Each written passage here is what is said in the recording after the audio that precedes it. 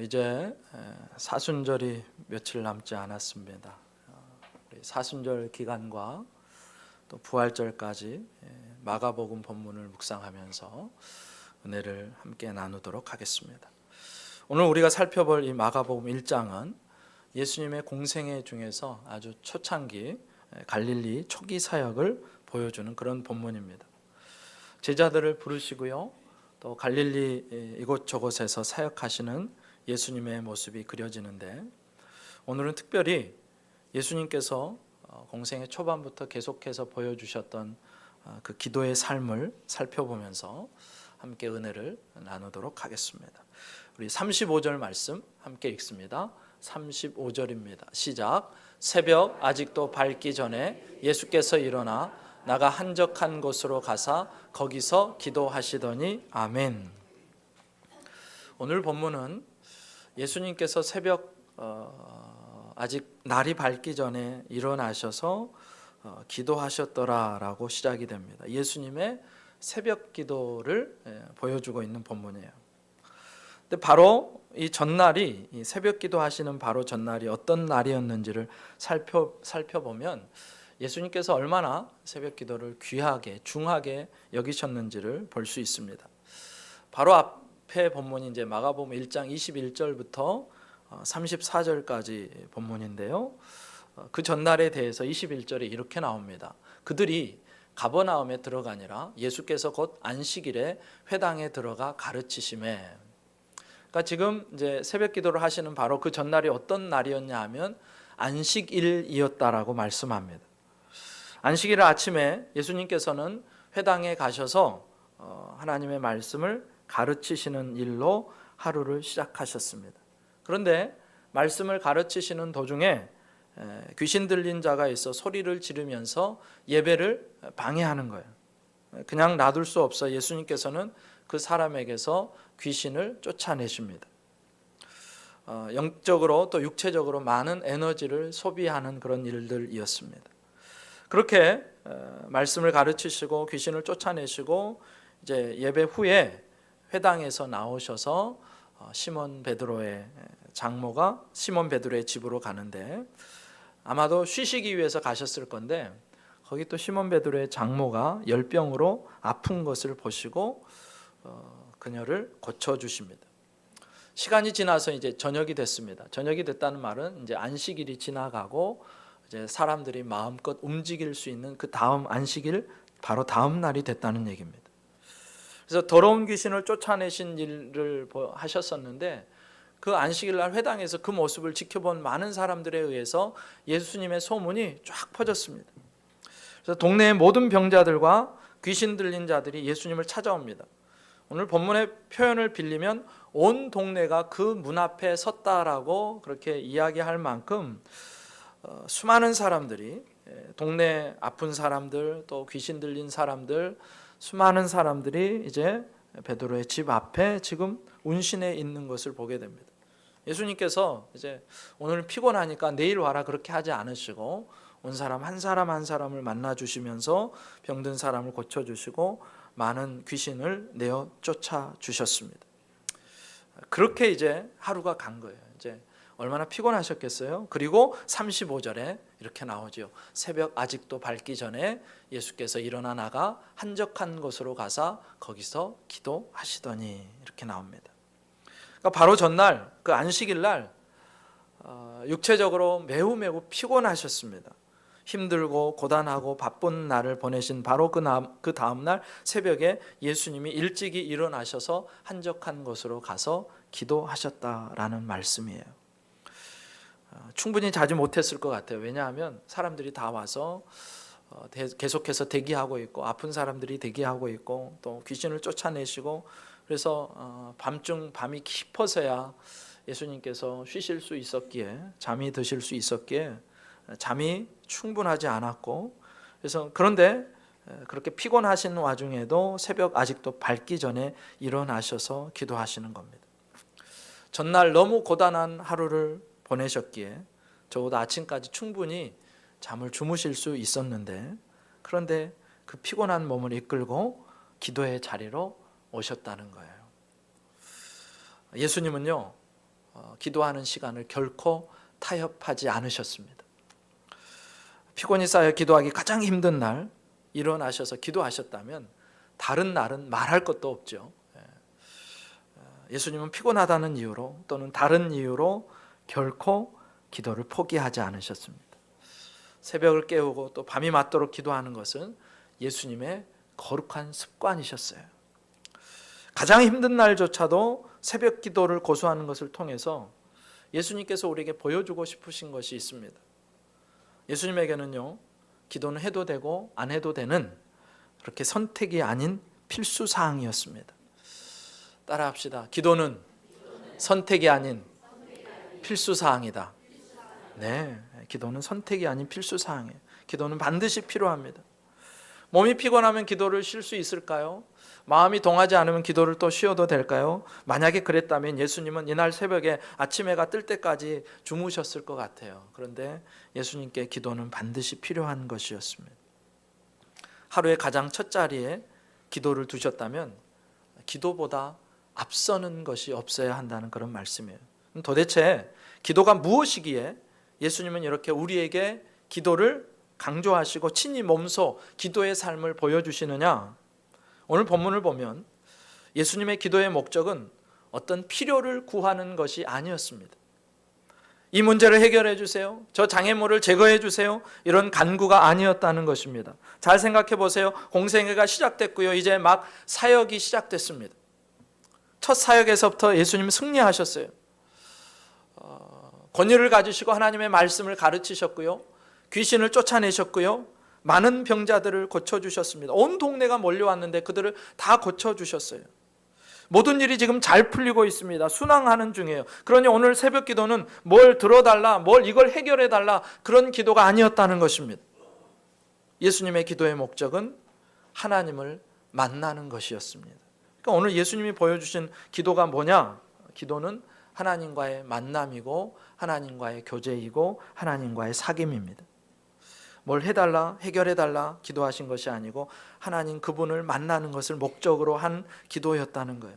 존 웨슬리가 이렇게 설교했어요. 그러므로 우리는 기도할 때에 하나님과의 사귐을 유일한 목적으로 삼고 우리의 마음과 정성을 하나님께 모두 드려야 합니다.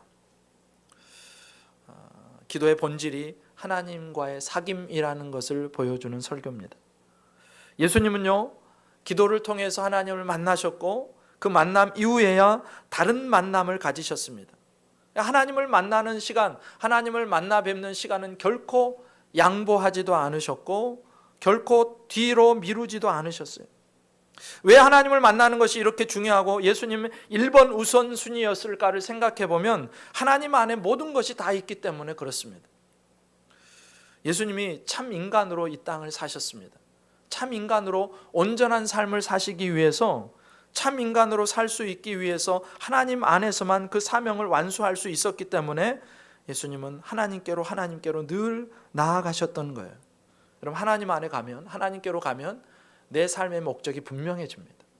하나님 앞으로 나아가면 내 삶의 방향이 분명해집니다. 하나님이요, 하나님 그 안에 가면 내 삶의 근거가 그 안에서 일어나고요, 하나님 안에 능력도 있고 하나님 안에 문제의 답도 있고요, 하나님 안에 존귀와 영광이 있고 하나님 안에 우리의 모든 필요한 것들이 다 있습니다. 우리는 하나님 안에서만 성령 충만한 삶을 살 수 있습니다. 그래서 지혜로운 사람이 어떤 사람이냐? 예수님처럼 먼저 하나님을 구하는 사람이에요. 우리에게요, 다른 뭔가가 부족한 것이 아니랍니다. 만약에 부족한 것이 있다면 하나님을 만나는 기도가 부족한 거예요. 어떤 설교자가 그렇게 얘기하더라고요. 우리 인생에서 한 가지 부족한 것이 있다면 그것은 기도입니다. 시간이 부족한 것이 아닙니다. 여러분, 루터의 기도 생활을 아십니까? 그가 이제 종교개혁을 일으키면서 평상시에는 늘 1시간, 2시간을 기도했다고 그래요. 그런데 바쁜 일이 있고 중요한 일이 있을 때면 늘 그보다 훨씬 더 기도했답니다. 이렇게 썼어요. 나는 할 일이 너무 많기 때문에 매일 3시간을 기도로 보내지 않으면 그 일을 감당할 수 없습니다. 여러분, 시간이 부족한 것이 아니고요, 하나님을 만나는 기도가 부족한 것입니다. 능력이 부족한 것이 아니고요, 하나님을 만나는 기도가 부족한 것입니다. 은혜가 부족한 것이 아니고요, 하나님을 만나는 기도가 부족하다는 거예요. 하나님 앞에 충분히 머물지 못했기에, 하나님을 깊이 만나지 못했기에 삶의 목적과 방향이 흔들리는 것이고요, 부족한 것처럼 느껴지는 것입니다. 이 기도를 통해서 예수님은 하나님을 깊이 만나셨고 또 하나님과 연합하셨습니다. 그렇게 하나님과 연합하심으로 인생의 방향과 목적을 끝까지 한결같이 유지할 수 있으셨고, 흐트러지지 않으셨고, 허비함이 없이, 누수됨이 없이 사명의 길을 가실 수 있었고, 그리고 십자가를 마침내 지실 수 있으셨습니다. 이런 의미에서 예수님은요, 정비형 인생을 사신 모본이었습니다. 여러분, 수리형 인생이 있고요, 정비형 인생이 있습니다. 사전을 찾아보면 두 가지가 달라요. 수리는 뭐냐면 물건이 고장이 난 후에 고치는 일을 가리킵니다. 근데 정비는 물건이 고장나지 않았어요. 그런데 그 고장이 없어도 불시의 사고를 예방하기 위해서 정기적으로 하는 검진을 정비라고 그럽니다.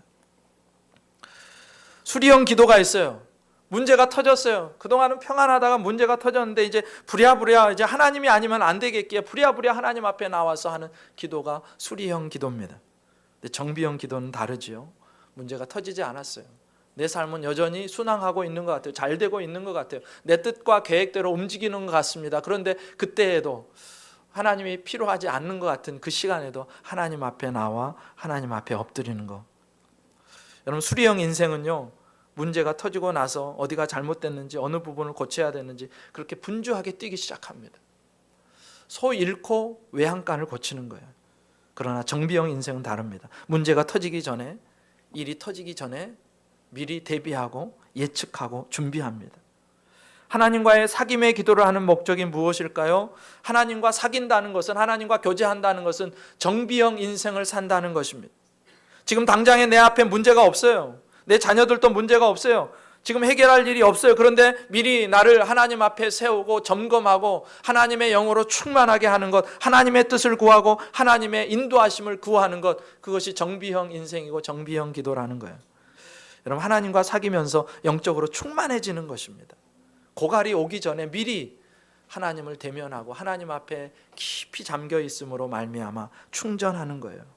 그리고 하나님과의 연합을 통해서 회복하는 것이고 하나님의 임재를 누리는 것입니다. 그렇게 해서 하나님이 가라는 곳으로 가고, 하나님이 만나라고 하시는 그 사람을 만나고, 하나님이 하라시는 그 일을 하고, 하나님이 원하시는 삶을 사는 것, 이것이 오늘 예수님께서 기도를 통해서 우리에게 보여주시는 삶이라는 거예요. 여러분, 기도는 다른 게 아니고요, 하나님이 나의 존재의 뿌리와 힘의 근원이라는 것을 표현하는 것입니다. 기도는요, 하나님이 나의 삶의 길을 가장 잘 아신다는 고백이에요. 하나님이 너무너무 잘 아시고 나를 너무너무 사랑하시니까 하나님이 내 길을 인도해 주세요. 나는 하나님 안에, 은혜 안에 있기를 원하고 하나님의 뜻대로 살기를 원하고, 그래서 낭비가 없는 인생, 누수가 없는 인생을 살기 원합니다. 내가 하나님으로 충만하기 원하고, 그래서 하나님이 기뻐하시는 삶을 살기 원합니다. 이게 기도라는 것입니다. 그런데 오늘 본문에 보면 예수님의 기도에서 우리가 눈여겨볼 만한 구절이 하나 더 있습니다. 그것은 바로 한적한 곳으로 나가셨다는 거예요. 한적한 곳으로 나가셨다. 이 대목에서 우리는 예수님이 가지셨던 고립의 영성, 고독의 영성을 확인할 수 있습니다. 여러분, 한적한 곳이 어떤 곳일까요? 사람들의 소리와 사람들의 관심으로부터 멀어져 있는 곳입니다. 세상의 온갖 소음으로부터 멀어져 있는 곳입니다. 떨어져 있는 곳입니다. 예수님은요, 하나님을 만나기 위해서 스스로 고립을 선택하셨어요. 스스로 홀로 되는 것을 선택하셨습니다. 스스로 광야로 나가셨어요. 한적한 곳은 사람과 함께하지 않고 하나님과 함께하는 바로 그 자리입니다. 여러분, 외로움과 고독을 의미상 차이 없이 쓸 때도 있지만 저는 그 둘을 구별해서 씁니다. 외로움은요, 홀로 있음의 쓸쓸함이에요. 그러나 고독은 홀로 있음의 영광입니다. 이게 무슨 뜻일까? 외로움은요, 자의적인 것이 아닙니다. 나는 외롭고 싶지 않아요. 그래서 외롭고 싶지 않아서 사람들 틈에 낍니다. 그런데 때로는 사람들에 의해서 혹은 환경에 의해서 나 자신이 소외되었다고 생각될 때 그때 느끼는 감정, 그때 느끼는 고통스러운 감정이 바로 외로움이에요. 외로움은 결코 자발적이지 않습니다. 그런데 고독은 달라요. 고독은요, 자발적으로 홀로 있음의 자리로 나아가는 것입니다. 그렇게 스스로를 타인과 환경으로부터 분리하고요, 격리시키는 그 자리로 나아가는데, 그 이유가 뭐냐? 그 홀로 있음의 자리에서 세상 어느 누구의 방해도 받지 않고 세상의 어떤 소음과 잡음의 방해도 받지 않은 채로 하나님을 만나고 하나님과 함께하기 위해서 그 자리로 나아간다는 것입니다. 그래서 고독의 목표는 사람으로부터 떨어져서 하나님과 함께하는 것이고, 결국 그 자리에서 하나님의 영광을 경험하게 되더라는 거예요. 예수님께서 사람의 인기척도 없고 세상에 소음도 없는 한적한 곳으로 가셨다, 이 말은 예수님께서 자신만의 골방으로 들어가셨다는 그런 뜻입니다. 그 한적한 곳은 달리 말하면 예수님의 골방이에요. 여러분, 예수님처럼 기도의 골방이 있기를 주님의 이름으로 축복합니다. 물론 그 골방이라는 것이요, 공간적으로만 구별된 곳은 아니에요. 장소만 구별되었다고 골방이지는 않습니다. 아무리 공간적으로 사람들을 떠나 있다 해도 그곳에서 하나님을 단독자로 만나지 못하고 마음속에 일어난 무수한 생각과 세상의 소음 때문에 하나님께 집중하고 있지 못하다면 그곳은 골방이 아닙니다. 그곳은 한적한 곳이 아니에요. 하지만 아무리 사람들이 많이 모이는 자리라고 해도 그곳에서 하나님과 깊이 만나고 있다면, 그곳에서 수많은 사람들이 운집한 그 경기장에 그곳이 한복판이라 할지라도 그 자리에서 하나님을 깊이 만나고 있다면 그 자리가 이 사람에게는 골방이 되고 광야가 되고 한적한 곳이 되는 것입니다. 여러분, 내가 어느 곳에 있든지 하나님을 내 앞에 모시고 하나님께 묻고 하나님의 인도하심을 구하고 그분의 뜻을 깨닫고 그분의 인도하심을 받고 있다면 그곳이 나의 골방일 수 있다는 것입니다. 여러분, 예수님이 그렇게 한적한 곳을 찾으셨듯이 저와 여러분이 자신만의 골방을 만들 수 있기를 주님의 이름으로 축복합니다. 이곳이 바로 그 골방이 될 수 있고요, 내 집에 고요한 그곳이 다른 사람의 방해받지 않은 그 한 귀퉁이가 우리의 골방이 될 수 있습니다. 뿐만이 아니라 어떤 공간 어떤 시간에 있든지 그곳에서 하나님을 가까이 만나 있는 그곳이 골방되게 하는 은혜를 누릴 수 있기를 주님의 이름으로 축복합니다. 마태복음 6장 6절에 이렇게 나오죠. 같이 한번 읽어볼까요? 마태복음 6장 6절입니다. 시작. 너는 기도할 때 내 골방에 들어가 문을 닫고 은밀한 중에 계신 내 아버지께 기도하라. 은밀한 중에 보시는 내 아버지께서 갚으시리라. 아멘. 그 골방에 들어가셔서 예수님은 하나님과 깊은 대화를 하셨습니다. 예수님은 홀로 있음의 영광을 선택하셨다는 거예요.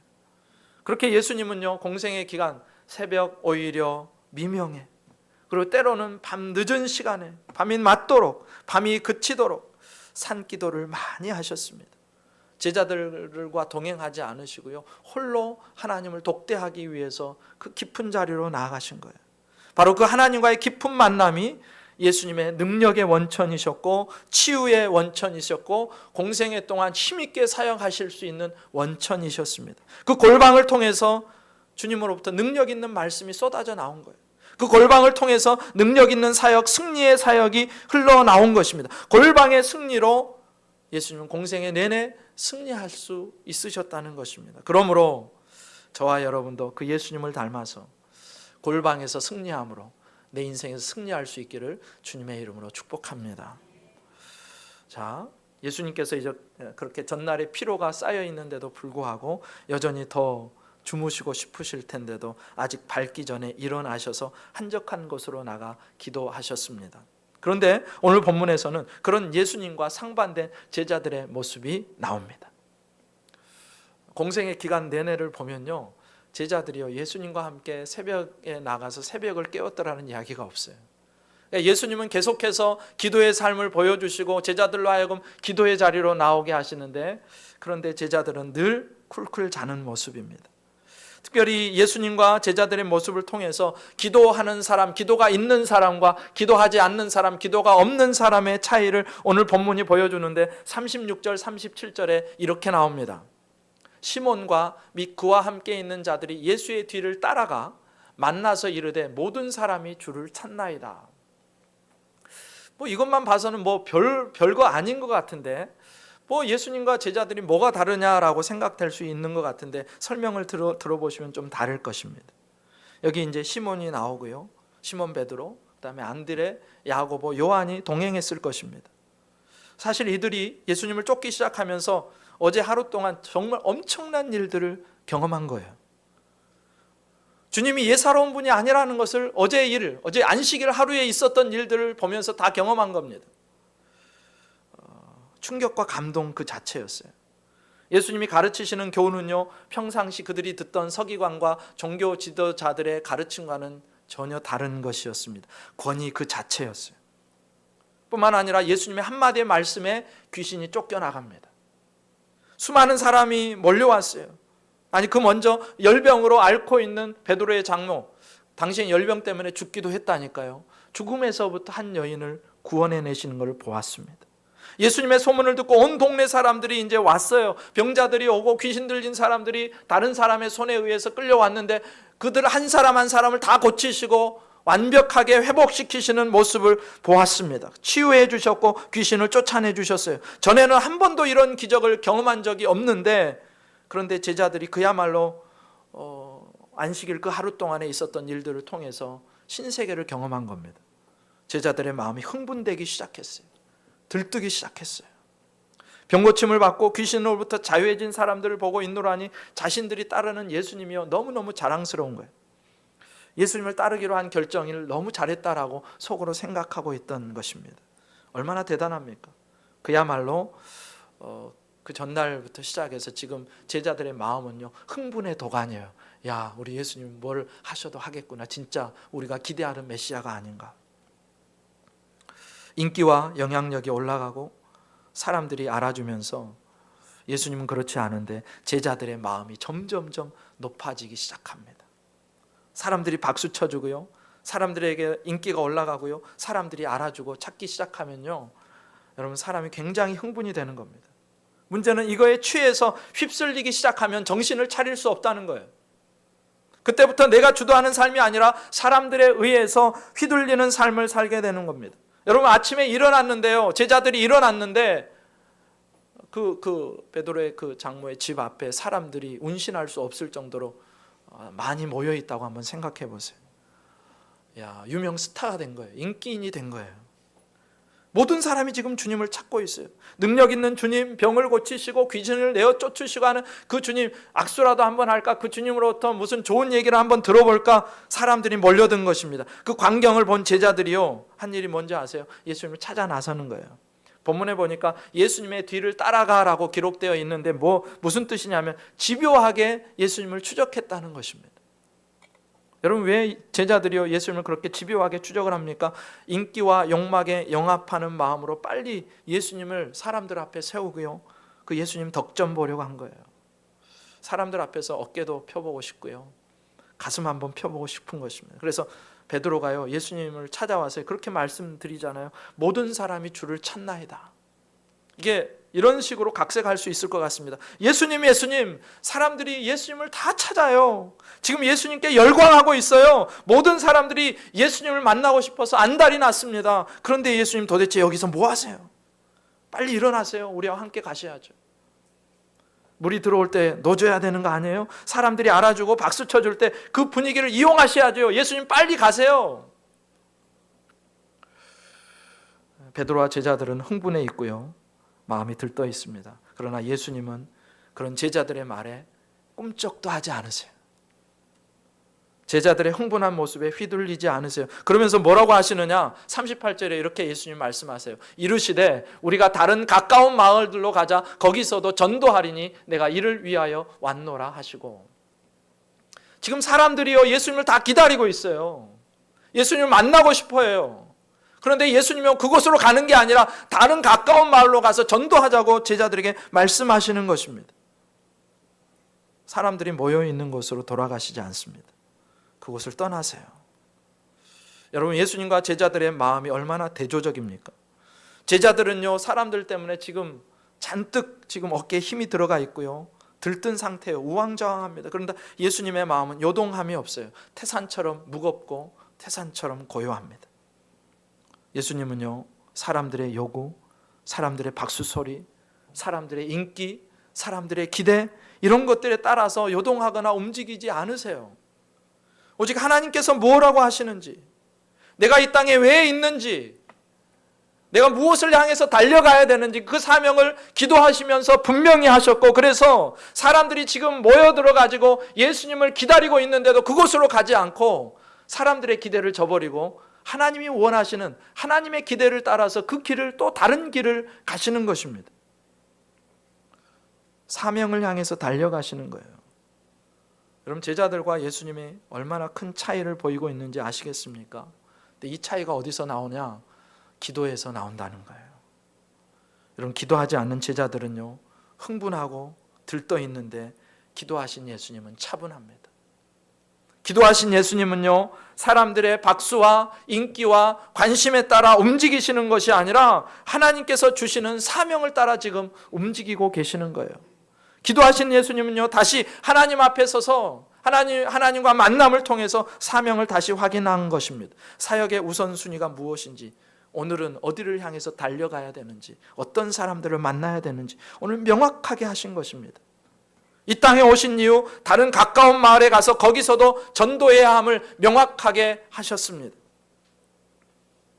여러분, 사람들의 관심과 기대와 인기와 요구를 뛰어넘을 수 있는 비결이 뭐냐?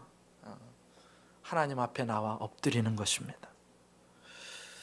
기도하면요, 거절할 수 있는 힘이 생겨요. 사람들이 이것을 자꾸 기대하는데 예수님은 그 기대를 충족시켜주지 않습니다. 그 기대를 따라 움직이지 않으세요. 그리고 하나님이 원하시는 길을 가는 것입니다. 여러분, 이게 얼마나 어려운 일인지 아십니까? 사람들이 박수 쳐주는 자리, 사람들이 환영하는 자리, 환호하는 자리, 우리가 그 자리에 있고 싶지, 나를 몰라주는 사람들에게 또 나가고 싶으시겠어요? 그럼 사람들의 요구를 들어주지 않고 거절할 때 그게 얼마나 힘든 일인지 아십니까? 그런데 하나님 앞에 나가 기도할 때 하나님께서 사명에 집중할 힘을 주시고 내 삶에서 가지쳐야 될 것들을 알게 하시고 내 인생의 포커스를 어디에 두어야 되는지를 분명히 깨닫게 하시는 것입니다. 거절할 수 있는 용기를 주시는 거예요. 그건 기도해야 가능한 일입니다. 기도하지 않으면 사람들의 인기와 칭찬과 환호성을 무시하기가 쉽지 않습니다. 기도하지 않으면 사람들의 기대에 따라서 자꾸 움직이게 되어 있어요. 근데 기도하기 시작하면 우리는 그때부터 하나님의 기대를 따라서 움직이는 사람이 되는 것입니다. 여러분, 기억하세요. 기도하지 않으면요, 내 삶을 다른 사람이 결정합니다. 근데 우리는 자유인이잖아요. 복음으로 인해서 자유인이 된 사람들. 근데 하나님의 뜻을 따르고 하나님께 순종하는 자유인으로 살기 위해서 꼭 필요한 게 뭐냐? 기도의 자리에 나가서 주님으로, 하나님으로 충만하지 않으면 내가 원하는 하나님이 기뻐하시는 삶이 아니라 사람들이 기뻐하는 삶을 쫓아가게 되어 있는 것이 인간이라는 것입니다. 그러므로 우리는 깨어서 기도해야 되는 거예요. 하나님께 기도하고 하나님의 인도와 감동을 따라가면요, 다른 사람들에게 휘둘리지 않는 삶을 살 수 있습니다. 다른 사람은 보지 못하는 삶을 또 살아갈 수 있습니다. 기도하면 내가 어디에 힘을 써야 되는지. 여러분, 우리 인간에게 주어진 힘이요, 한계가 있습니다. 능력치가 한계가 있어요. 오늘 하루에 할 수 있는 일이 한계가 있습니다. 그런데 이 일도 해보고 저 일도 해보고 이 나무 저 나무 도끼질을 하다가 정작 도끼질을 해야 될 나무에는 가서는 힘이 다 빠져가지고 도끼질을 못하는 경우가 있어요. 자꾸 헛발질합니다. 힘을 쓰지 말아야 될 곳, 힘을 쏟지 말아야 될 곳에 자꾸 힘을 쏟는 이유가 뭐냐? 내가 집중해야 될 것을 보지 못하는 이유가 뭐냐? 기도하지 않기 때문이에요. 그래서 기도하지 않고 자꾸 헛발질하다가 탈진하고 기진맥진하게 되는 것입니다. 여러분, 사도행전 27장에 보면 바울이 죄수의 신분으로 로마로 압송당하는 모습을 보여줍니다. 이때는요, 어떤 때였냐면 항해하기가 아주 위태로운 계절이에요. 바울이 만류합니다. 지금 가면 풍랑을 만날 수도 있고 바다가 너무 세차게 우리를 괴롭힐 수 있다. 가면 안 된다. 근데 백부장이요, 선장과 선주의 말을 듣고 항해를 결정해요. 바울의 예상대로 유라굴로라는 거센 풍랑이 불어오기 시작합니다. 광풍을 만났어요. 배에 탄 사공들이요, 살아남기 위해서 짐을 하나둘씩 다 버리기 시작합니다. 열심히 노를 젓습니다. 그런데 웬걸요, 구원의 소망이 안 보여요. 계속해서 그 광풍 속에서 헤매이고 있습니다. 사람들이 며칠이 지나니까 자포자기해요. 야, 이제 우리 끝이야. 우린 다 죽었어. 근데 그 배에 누가 있었습니까? 바울이 있었어요. 바울은 그때 그 와중에 또 기도하고 있었습니다. 생명이 왔다 갔다 하는 그 풍랑 속에서도 바울은요, 하나님과 교제하고 있었다고요. 여러분 안심하십시오. 여러분 모두 살아남을 것입니다. 오직 배만 상할 것입니다. 어제 하나님의 천사가 와서 내게 하나님의 말씀을 주셨습니다. 그러니 걱정하지 마십시오. 그러니 이제 음식을 먹고 힘을 내십시오. 결국 그 바울의 선언대로 모든 사람이 생명을 건졌고 멜리데라는 섬에 상륙하게 되어서 이제 로마까지 순조롭게 가게 됩니다.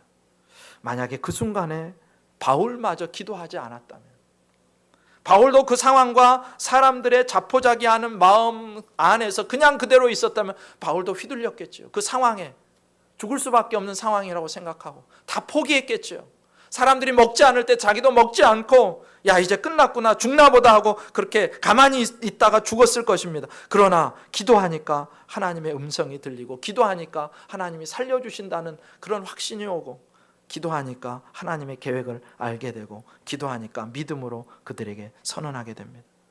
그 배에요, 백부장도 있었고 로마의 군인들도 있었고 선장과 베테랑 사공들이 있었지만, 기도하는 바울, 그래서 상황과 사람들에게 휘둘리지 않았던 그 바울이 죄수의 신분이었음에도 불구하고 그들의 리더로서 역할을 하는 것을 보게 됩니다. 기도하면 상황과 사람에게 휘둘리지 않게 됩니다. 기도하면 예수님처럼 인생의 방향이 명확해지고, 기도하면 내가 지금 어디를 향해서 달려가야 될지를 분명하게 보게 됩니다. 기도하면 하나님의 뜻을 알게 되고요. 그래서 이 놀라운 기도의 은혜를 누리실 수 있기를 주님의 이름으로 축복합니다. 사순절 특별 저녁 기도회가 있습니다. 주님을 만날 수 있는, 주님의 기적을 경험하고, 또 하나님이 내 인생을 어떻게 인도하시는지, 하나님께서 우리 교회를 지금 어떻게 이끌어가고 계시는지를 여러분 사순절 특별 저녁 기도회를 통해서 경험하게 될 것입니다. 예수님처럼 기도를 계획하십시오. 그리고 기도의 거룩한 습관을 가지고 하나님의 뜻과 사명을 행하는 자유인으로 살아가는 저와 여러분 되시기를 주님의 이름으로 축복합니다.